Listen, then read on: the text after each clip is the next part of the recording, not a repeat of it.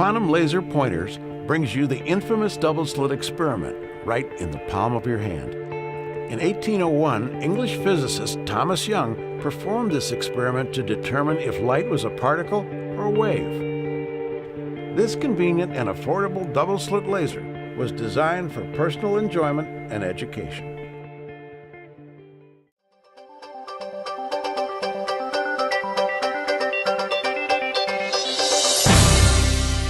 QuantumLaserPointers.com. Welcome back, guys. It's time for lesson 39, our very last lesson of the semester. This is basically just for fun. I wanted to make an attempt to describe for you guys the idea of the Higgs boson and just a tiny bit about string theory, just to kind of get you started. And so let's begin. First of all, we need to talk about Lagrangians. This monstrosity is the complete Lagrangian of the standard model, at least in one formulation. This is due to Veltman and Gutierrez, and Gutierrez just typed it up. Veltman, I think, describes it in his book on the standard model, and it doesn't appear in this form in the book, but the pieces of it are all there, and then Gutierrez sort of put it all into one monstrosity, one enormous Lagrangian. And it's pretty overwhelming, but so what good is it? What good is a Lagrangian? So the reason I put this up here is I wanted to talk about Lagrangians, and I wanted to point out that you could express the entire standard model in a single algebraic expression that describes the fields and the particles and their interactions and everything else. It evaluates to a number. This all the vector notation and so on, when you get done and the smoke clears, all you get is a number that depends on where you are and what the value of all the fields and so on are. So, why? Basically, the Lagrangian encapsulates everything we can know about what's going on. So it's a very compact notation that contains a lot of information, and from it we can figure out how to compute the probability of different kinds of events occurring. So that's why they're useful. It includes the strength of interactions and all the masses and charges and everything else. And basically, at the end of the day, all the fundamental theories that we have can be expressed using this formalism. And it turns out that not only that, but the Lagrangian has embedded in it all the conservation laws, because it turns out the symmetry of the Lagrangian dictates what's conserved and what's not. And that is also another interesting thing. Sometimes it's not what you'd expect. And finally, there's a famous quote by Einstein that says, you want to make things as simple as you can, but no simpler. As simpler as you can get away with, but if you make it too simple, you'll throw away something interesting. So let me remind you guys how Lagrangians work. Here's a classical physics Lagrangian. You might have run into this in your study of theoretical mechanics. It's the Lagrangian of a mass on a spring. So it's got two pieces. It's got the first piece, which is 1/2 mx dot squared. You probably recognize that as the kinetic energy of a mass that's moving around. X dot is just the velocity. And the next term is the potential energy, but it's negative. So it's the kinetic energy minus the potential energy. In this case, the potential energy is 1/2 kx squared. But as usual, I don't want to use k because I don't want you to get mixed up with some kind of a wave number. So we used m omega squared instead. And the idea is that from the Lagrangian, you can compute something that's called the action. And the action is simply the integral of the Lagrangian over some time interval. And when you integrate that, you get, again, a number. The Lagrangian evaluates to a number. It's the difference between the kinetic energy and the potential energy. When you integrate the Lagrangian over time, you get another number. It has units, excuse me, it's going to be units of energy times time, so that starts to smell a little bit like, well, it's an action. It's like momentum times distance or energy times time. that is the same units that h bar has, by the way. And so what's the deal? Well, the idea of using a classical Lagrangian is that the path that minimizes the action is the path that the particle actually follows. So the idea is to demand that the action be minimized, and that's written as delta S equals 0, where the delta here doesn't represent a change in S. What it means is small variations of the trajectory do not affect S. It's kind of like the condition to find a minimum of a function. You look for the place where the slope is 0, where changing x by a little bit doesn't affect y very much, or at all, where the slope goes to 0. So I guess technically this isn't looking for a minimum, it's looking for an extremum, but in the case that I'm giving you, it's actually a minimum.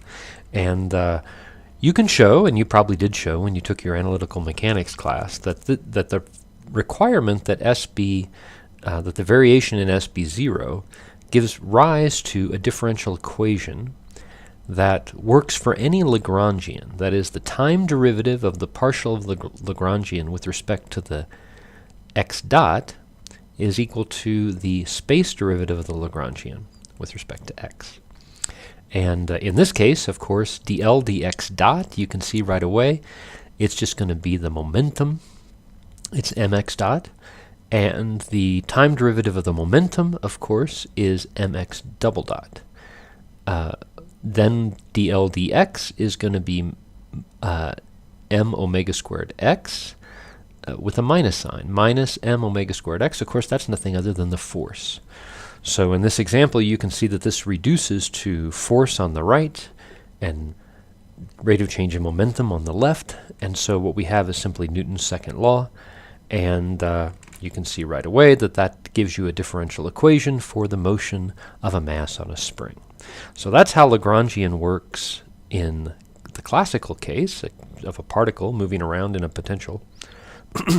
The point is, from the Lagrangian, you can extract equations of motion.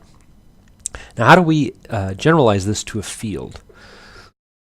Okay, so a field exists at any point in time and space, so it's not just a coordinate, but it's actually a function of time and space. And this, I'm describing in this slide a scalar field is just like a temperature or a mass density or something which just depends on, it's just a number which depends on time and space. You can also have, of course, vector fields like the vector potential or the electric field or the magnetic field or something like that. Or and we're going to talk about spinor fields and so on. But in this case, the funny notation there is the relativistic notation for a coordinate in space. The superscript, if it's a Greek letter, is going to go from the 0 to 4, where 0 is the time, and 1, 2, and 3 are x, y, and z, the spatial coordinates. So that's the meaning of that. Also, for derivatives, if you want to take the derivative with respect to a spatial or time coordinate, you get a subscript now, because notice the thing downstairs has a superscript, but when you divide by something with a superscript, you get a subscript. That's kind of the way it works. And so we'll either use partial with our subscript or we'll use comma. So comma also means differentiation. And the other thing is, if you want to evaluate a derivative with a superscript, that's a little bit different thing. You do the subscript version and then you use the metric to convert back to a superscript. So, and remember, the flat space-time metric is just 1 for time and minus 1s for all the other spatial coordinates. And so all it does is flip the sign of the x, y, and z derivatives if you have the superscript version. And then what you do is express the action now. It used to be the integral of the Lagrangian over just time, but now we're doing a Lagrangian density. So in order to calculate the action with a Lagrangian density, you have to integrate over the volume of space and time. And the old Lagrangian depended on x and x dot, the coordinates and the time derivatives of the coordinates. This Lagrangian is going to depend on the field and the derivatives of the field. So comma sub nu means that. And if you play the same game, try to make the action have zero variation under fluctuations in the field, again, you get a differential equation. It's a little bit like the differential equation for the simple classical Lagrangian, but in this case, it's got derivatives of the Lagrangian with respect to the field and with respect to the derivatives of the field. So that's kind of how that works. And I want to point out a couple things. The zero component of the derivative of phi is just d phi dt. The first spatial component is d phi dx, but the superscript version of d phi dt is still d phi dt because the metric is a 1 in the time component, but the superscript 1 derivative of phi is minus d phi dx. And of course that's also true of d phi dy and d phi dz. So if I come up with an expression like this, d mu phi d mu phi, the fact that the mu's are repeated, there's a convention that Einstein cooked up. When you have the same index upstairs and downstairs, that's a shorthand that means you're supposed to sum over all the indices. So if we let mu go from 0 to 1, so we're going to do the time and the space part, this is shorthand for the expression I have there. It's the time derivative squared minus the space derivative squared. And that's the minus comes from the metric, and you can see that that gives you a scalar. And it's a scalar that's the difference between the time and space derivatives of the field squared. Okay, so I want to start with those pieces, and then let's do a simple example that is a Lagrangian that has the thing we just described, plus a term that's proportional to phi squared. Notice that it's like a potential energy term, but it goes like phi squared. In fact, it may remind you a little bit of the simple harmonic oscillator. But let's then write out the Lagrangian explicitly in terms of the time and space derivatives. It looks like this. And then use the Euler equation, basically the differential equation that minimizes the action using this Lagrangian density, and see what we get. First, it's the derivative of the Lagrangian density with respect to the time derivative of phi.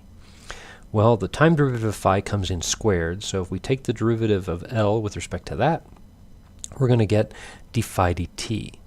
That's the same thing as d super phi, which is the same as d sub phi since they're equal to each other. But I want to write it as d super phi for now, because if you take the derivative with respect to the space component, you'll notice that you get minus d phi dx, but that's the same as phi super 1, or partial super 1 phi.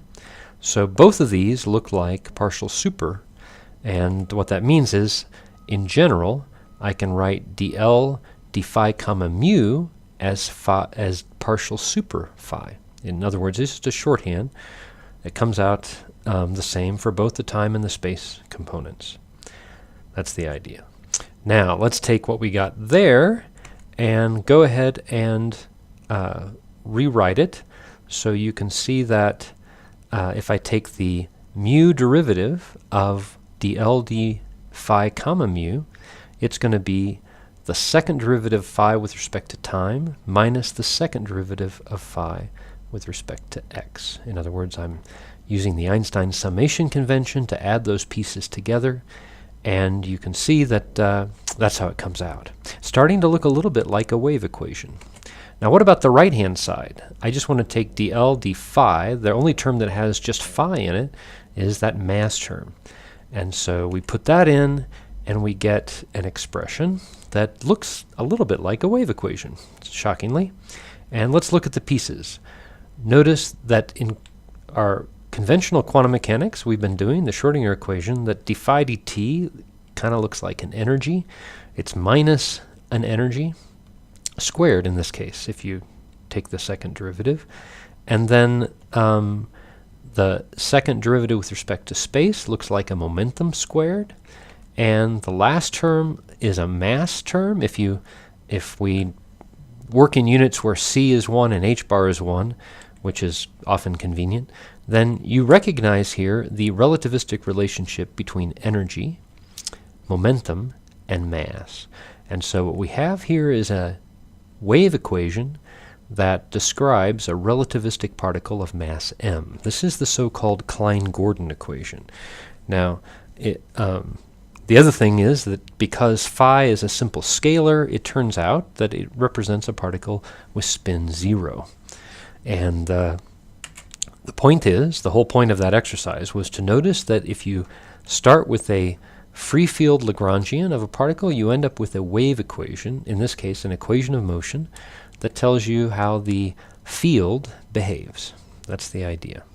Now this was the Lagrangian of a spin 0 particle of mass m. Just for fun, I want to point out some other Lagrangians that also lead to well-known equations, and I'm just going to tell you what they are. We're not going to try to do a lot with them. The first is a spin 1 vector field. It's called the Praca Lagrangian, and it produces equations of motion for a vector field with a spin of 1. And then the Dirac Lagrangian, if you apply the minimization or the extremation of the action with this guy, out pops the Dirac equation, which is sort of, so both of these guys give you wave equations that are appropriate for particles of different spin, and the Dirac equation, of course, is the relativistically correct equation that describes particles of spin 1/2.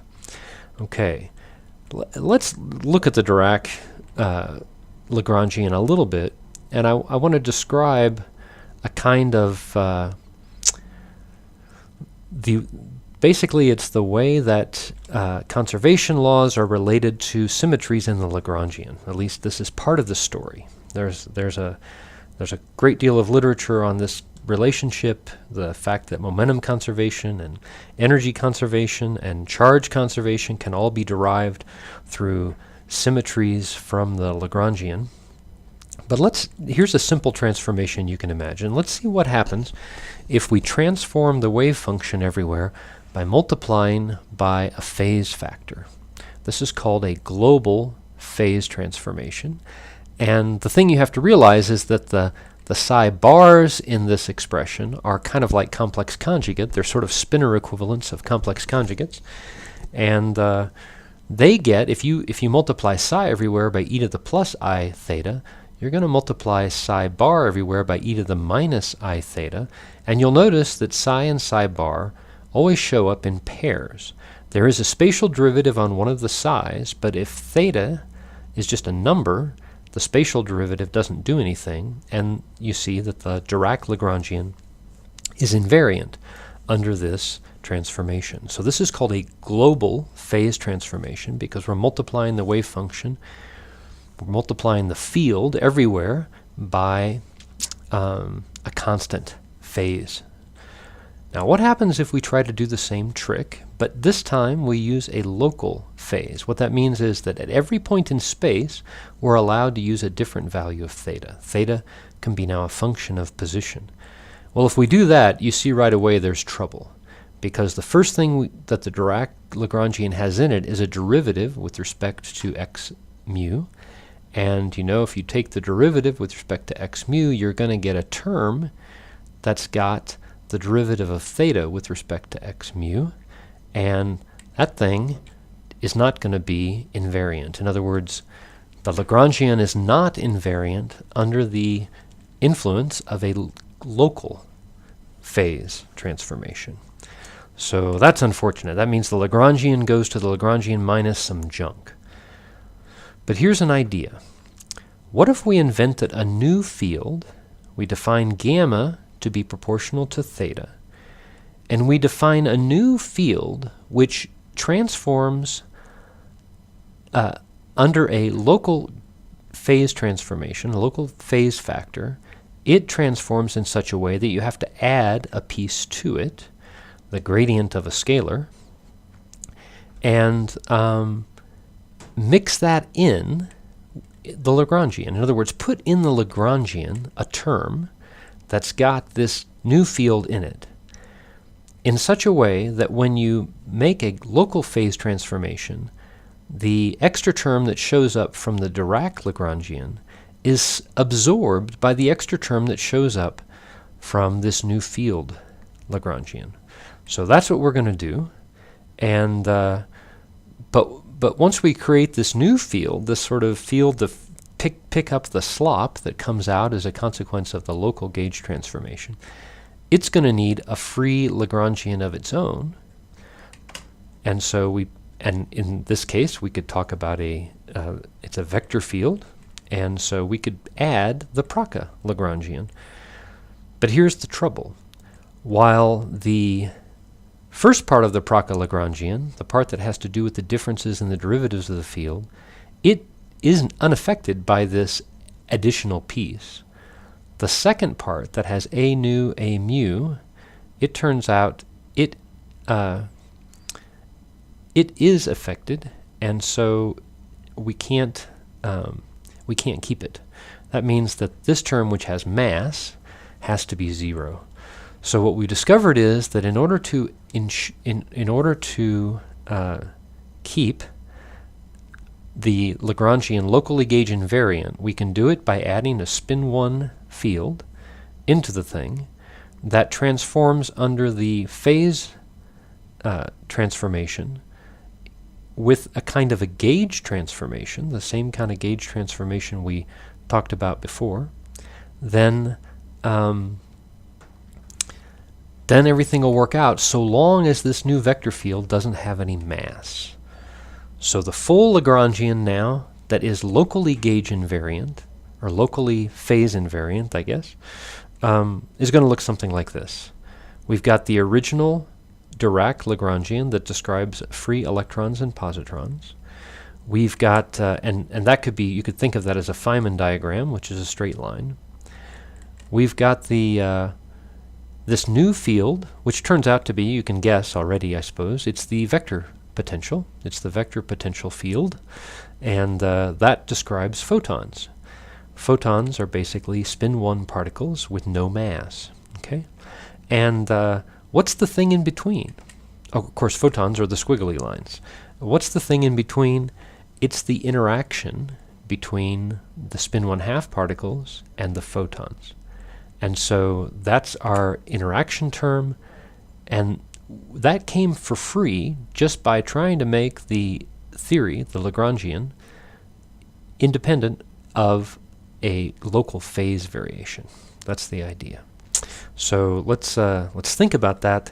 In order to make the thing invariant, we had to add a new field that slopped up the extra term, and that new field turns out to be a spin 1 particle, and it had to have no mass because the mass term would have spoiled the gauge invariance that we got, that we started out to produce.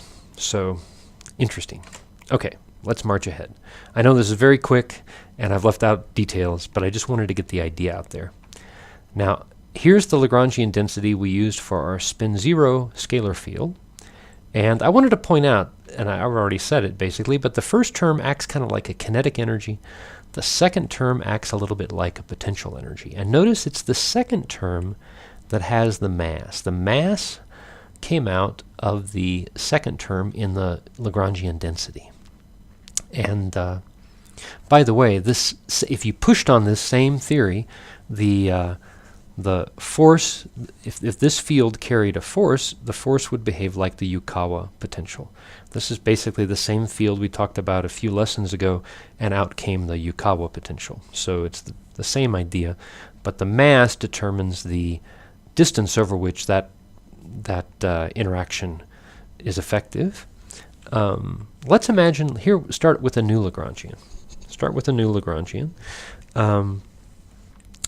This one looks a little bit similar, but notice the mass part is positive, and then it's got this other term that goes like phi to the 4th. What we just learned about Lagrangians is that the phi squared term sort of looks like the particle moving along, and the phi to the 4th, if you remember the interaction, was psi times a mu.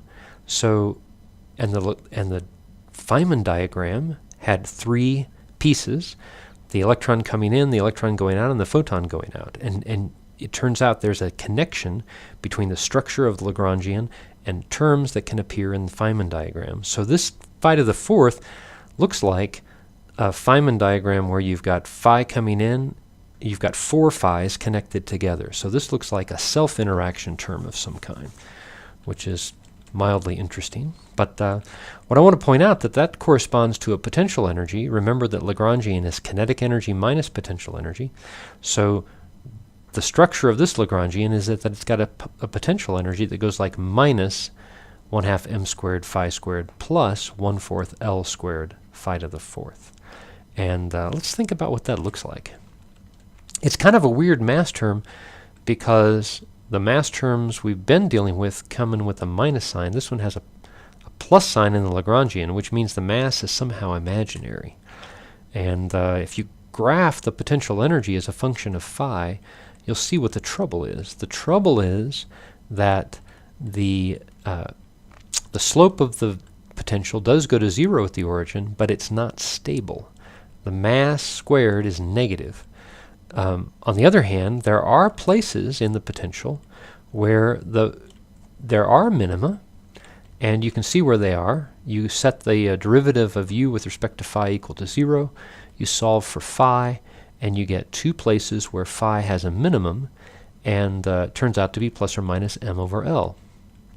And the question is, what do we make of that?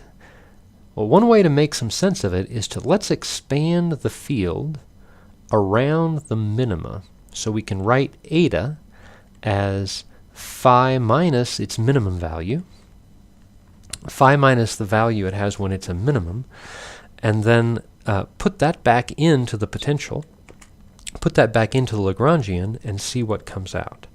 Notice that now, as in contrast to what we had before, now we have a mass term that has the proper sign. It's minus m squared eta. So it looks like this describes particles that have a mass of the square root of 2 times m. A little bit heavier, but at least they're real. At least they're real. Also notice that in the eta field, we've got an eta cubed term, and that would correspond to a new Feynman diagram that didn't exist in the old one, just because we're expanding the field about a different place. So this also relates to symmetry breaking. There's another field we could study where you've got a real part and an imaginary part. It would be a complex scalar field, and in that case everything basically is the same except the phi has a real part and an imaginary part, and so this diagram can be rotated, revolved about the central axis, and it becomes a sort of a 3-dimensional picture with a symmetry about the axis, but you've got a continuous set of minimum values, and when you pick one, that process of picking a particular place to expand the field is called symmetry breaking. In other words, you got to choose a point where you're going to expand the field about and proceed from there, and that process, that's where the term symmetry breaking comes from. You can see, just looking at it, that expanding the field about the minimum, the symmetry that was there at the beginning about the origin is no longer there. So just a little lingo, kind of brighten your day. So the point is, the mass of the field expanded about the minimum is related to the curvature of the potential about that point.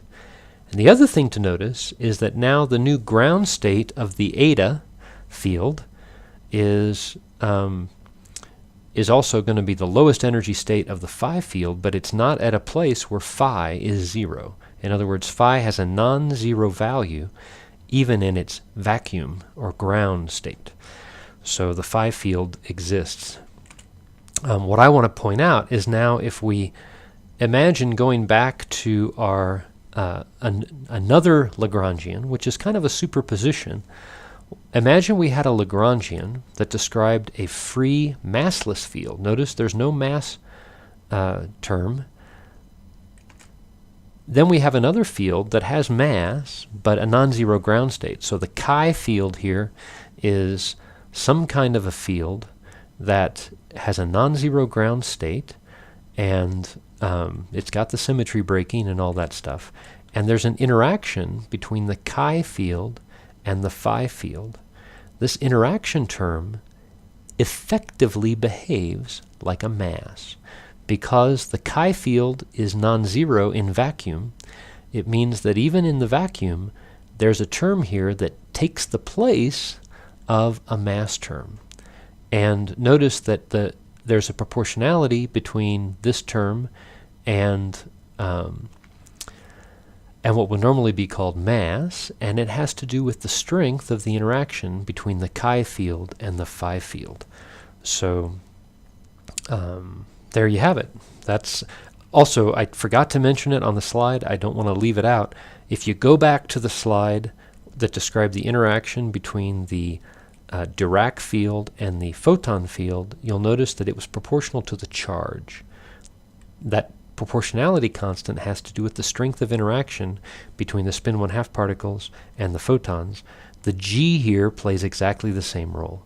So the g would be something like the mass charge, but it's just a number which represents how strongly do the phis and the chis interact with each other. Okay, now on to strings. This is going to be really quick because I know I'm taking a long time. First of all, I want to describe Einstein's theory. I want to describe the extension to Einstein's theory called the Kaluza-Klein theory. And then we're just going to describe the string action. In other words, what does the action look like for strings? And let's march ahead. First, general relativity.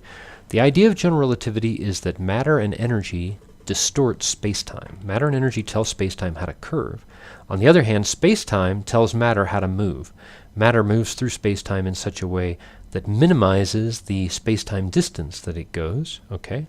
And that also gives you a hint about how you could formulate a spacetime Lagrangian.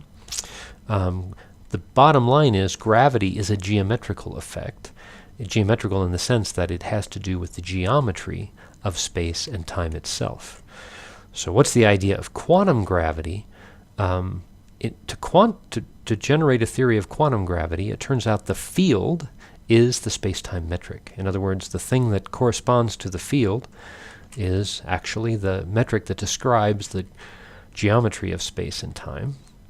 The Lagrangian depends on the spacetime metric, and the Einstein-Hilbert action, which is what we're going to get to here in a minute, it has problems. It's worse than the Yang-Mills theory, which describes the color Lagrangian. It's not renormalizable, and it doesn't terminate. You just have to keep going on and on and on. And so that's the trouble, and that's part of the reason why string theory was developed. But there was another reason. It had to do with this Kaluza-Klein extension. So this is the metric that describes general relativity. It's I'm not saying that right. This is the action that describes general relativity. If you apply the minimization procedure to this action, out come Einstein's equations. It has two pieces. One is the determinant of the spacetime metric, and the other is the Ricci scalar. What is a Ricci scalar? Well, it has to do with the Christoffel symbols, which are related to derivatives of the spacetime metric. And they basically tell you how to take derivatives in spacetime when spacetime is curved. So how do you take complete derivatives of things? You need to take into account the derivatives of the metric, is what it boils down to. From the Christoffel symbols, you can generate something called the Riemann curvature tensor. It's a 4-component object that depends on the derivatives of the Christoffel symbols and their products. You can see how it's formed here. You can contract the Riemann spacetime curvature tensor in 2 indices and generate what's called the Ricci tensor. It's a 2-component object that describes the curvature of spacetime. And from that you can contract further, you can contract further and get a scalar. This is the Ricci scalar. Wow, it's complicated. But anyway, if you minimize this action, the differential equation that you get is basically the Einstein equation. Now, Kaluza and Klein developed a model where you extend spacetime to a 5th dimension. So you've got time, 3 dimensions of space, and then another dimension that's somehow hidden. You could think of it as kind of a loop that goes around and meets itself, a rolled up dimension, a cylinder of some kind. What I want to do is to integrate over that last dimension and see what that tells us. Well, if you integrate over the last dimension, you're going to end up multiplying by a, and so you see that if you just integrate over that one dimension, you're going to get back to the original metric. And so if you embed in the 5-dimensional metric and the 4-dimensional metric of Einstein's theory of relativity, you will recover Einstein's theory of relativity if you simply integrate the action over the last dimension. But that's not all, because you can show that if the deviation of the metric from the flat spacetime metric is small, in other words, if HAB is small, then shifting all the positions in 5 dimensions by a little bit affects the perturbative part of the metric by amounts that are proportional to the derivative of the shift with respect to the different directions. Okay.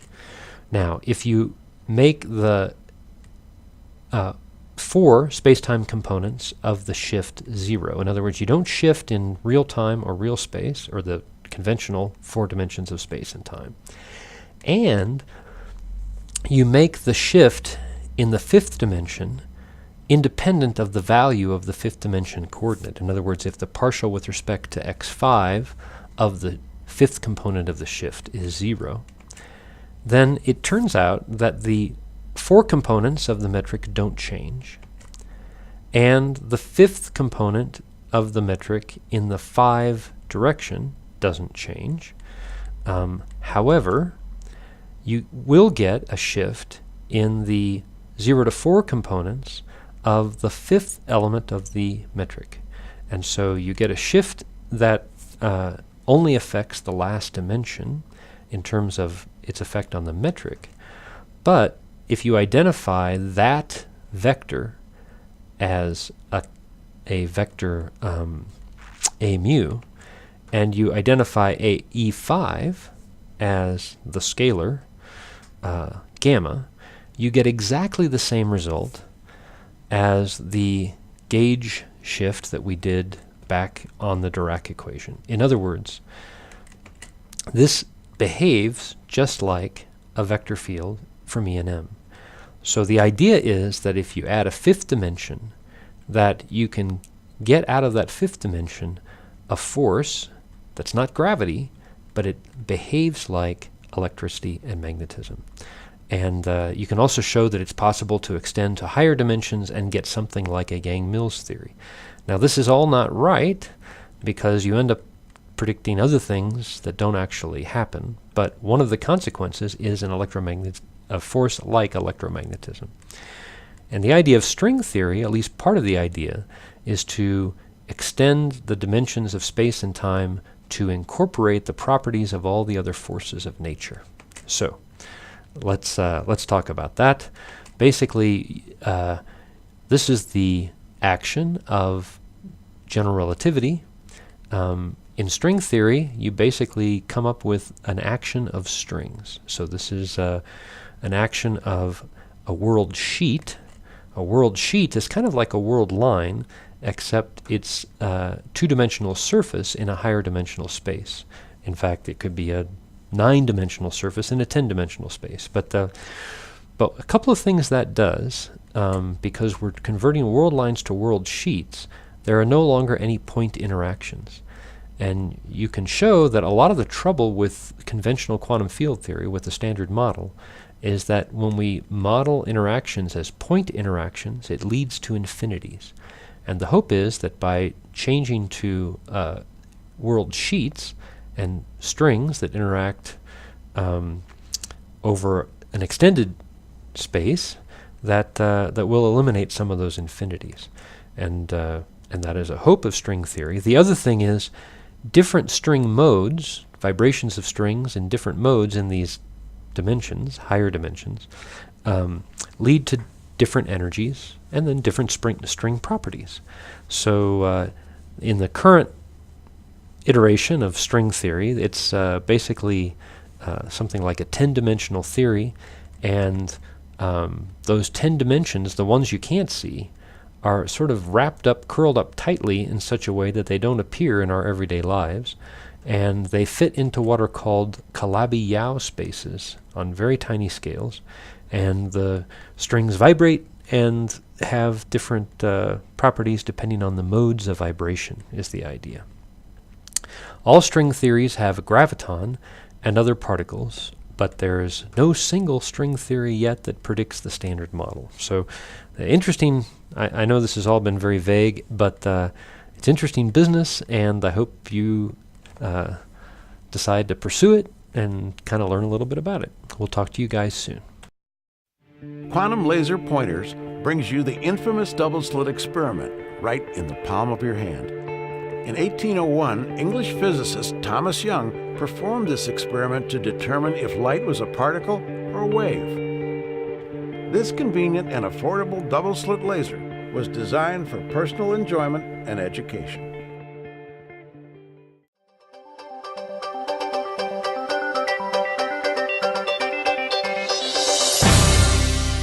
QuantumLaserPointers.com. Welcome back, guys. It's time for lesson 39, our very last lesson of the semester. This is basically just for fun. I wanted to make an attempt to describe for you guys. Sometimes it's not what you'd expect. And finally, there's a famous quote by Einstein that says, you want to make things as simple as you can, but no simpler. As simpler as you can get away with, but if you make it too simple, you'll throw away something interesting. So let me remind you guys how Lagrangians work. Here's a classical physics Lagrangian. You might have run into this in your study of theoretical mechanics. It's the Lagrangian of a mass on a spring. So it's got two pieces. It's got the first piece, which is 1/2 mx dot squared. You probably recognize that as the kinetic energy of a mass that's moving around. X dot is just the velocity. And the next term is the potential energy, but it's negative, so it's about what's going on. So it's a very compact notation that contains a lot of information, and from it we can figure out how to compute the probability of different kinds of events occurring. So that's why they're useful. It includes the strength of interactions and all the masses and charges and everything else. And basically, at the end of the day, all the fundamental theories that we have can be expressed using this formalism. And it turns out that not only that, but the Lagrangian has embedded in it all the conservation laws, because it turns out the symmetry of the Lagrangian dictates what's conserved and what's not. And that is also another interesting thing, is the idea of the Higgs boson and just a tiny bit about string theory, just to kind of get you started. And so let's begin. First of all, we need to talk about Lagrangians. This monstrosity is the complete Lagrangian of the standard model, at least in one formulation. This is due to Veltman and Gutierrez. And Gutierrez just typed it up. Veltman, I think, describes it in his book on the standard model, and it doesn't appear in this form in the book, but the pieces of it are all there, and then Gutierrez sort of put it all into one monstrosity, one enormous Lagrangian. And it's pretty overwhelming, but so what good is it? What good is a Lagrangian? So the reason I put this up here is I wanted to talk about Lagrangians, and I wanted to point out that you could express the entire standard model in a single algebraic expression that describes the fields and the particles and their interactions and everything else. It evaluates to a number. This all the vector notation and so on, when you get done and the smoke clears, all you get is a number that depends on where you are and what the value of all the fields and so on are. So, why? Basically, the Lagrangian encapsulates everything we can know